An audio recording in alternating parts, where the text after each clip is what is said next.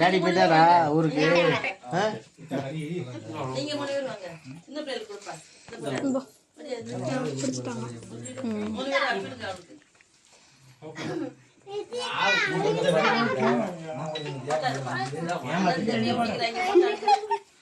சென்னைக்கு போயிட்டு கரங்கால வந்திருக்கேன். வெண்ணிலா கேட்க சொல்லு, மஞ்சள் கலர் கேட்க ஊத்தி ஏமாத்திட்டியா? வேங்கட சம்பு இந்த